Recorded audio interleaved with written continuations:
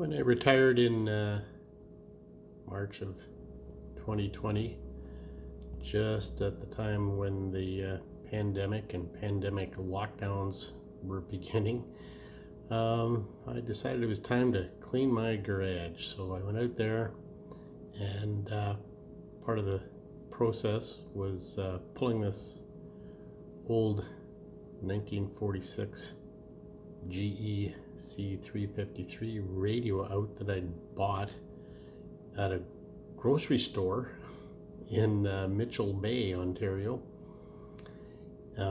probably somewhere between 20 and 25 years ago. I'd made a call to a local repair shop and asked what it would take to restore it, and I was told that my $40 purchase would cost me $1,400 plus tax to have it repaired.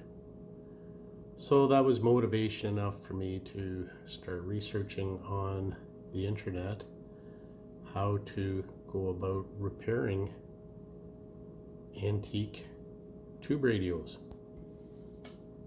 So this is my first attempt. So I started by stripping the cabinet down, because that is the thing that normally catches your eye. So here I am in the driveway, cleaning it up, exposing some missing veneers and filling in the gaps.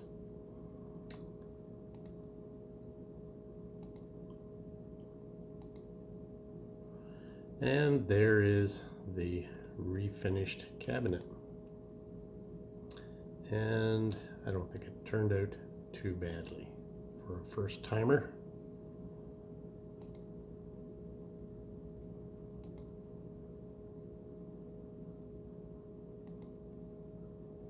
Got a really cool handle, knob, whatever you want to call it, for pulling the front of the radio down to access the controls. And part of the process was learning about capacitors and resistors, and I was basically, everything I read said replace all the capacitors in the radio and test for any bad resistors. So I armed myself with what I needed for a few bucks and decided to go about replacing all the capacitors. So this was an electrolytic I had replaced with one that the folks at Hayseed Hamfest built for me from Cedar Rapids, Iowa. There's where it is to be replaced in the radio. And that's what the underneath of the chassis looked like before I did a complete recap. And this spot here is where that electrolytic can was removed from. And this is the completed recap. Not too messy for a first timer. And this is the radio sitting on the table in my garage / man cave, where I did the repairs. I'm going to play you a brief video of how it sounds. This is the fully restored GE C-353. Right now it's running on the AM radio.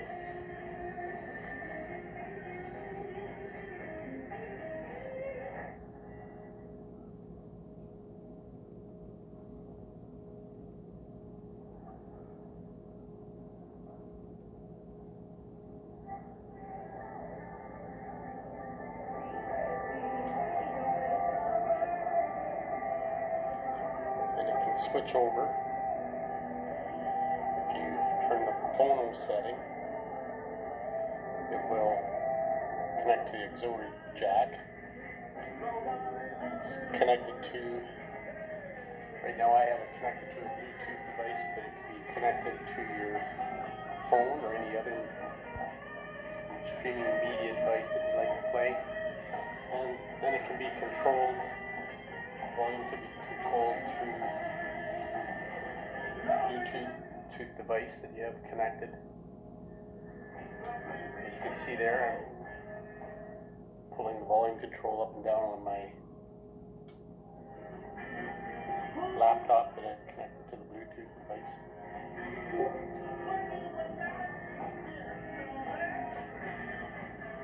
So as you can see, it's lots of fun, looks good, it sure beats a little beatbox that you connect to your Bluetooth device. And if you're interested in seeing any more of the radios that I've done since this first attempt, you can find them at Glenn's Vintage Radio Restorations on YouTube.